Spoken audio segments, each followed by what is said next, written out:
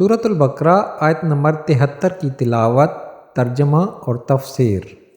اعوذ باللہ من الشیطان الرجیم، بسم اللہ الرحمن الرحیم۔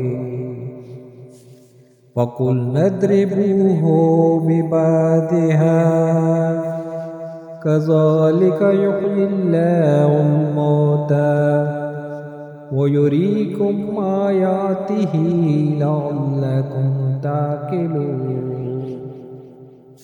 ترجمہ: تو ہم نے فرمایا کہ اس مقتول کو اس گائے کا ایک ٹکڑا مارو، اسی طرح اللہ مردوں کو زندہ کرے گا، اور وہ تمہیں اپنی نشانیاں دکھاتا ہے تاکہ تم سمجھ جاؤ۔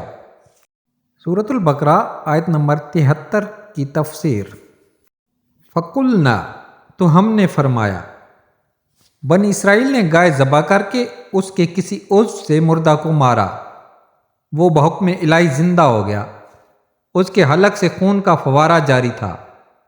اس نے اپنے چچا زاد بھائی کے بارے میں بتایا کہ اس نے مجھے قتل کیا، اب اس کو بھی اقرار کرنا پڑا، اور حضرت موسیٰ علیہ السلام نے اس پر قصاص کا حکم فرمایا۔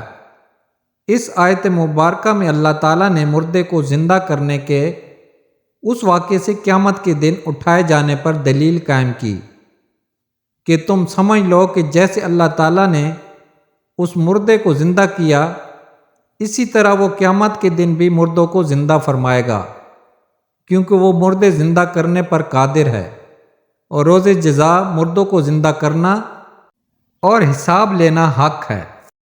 حدیث پاک: آزاد شخص کو فروخت کرنے کا گناہ۔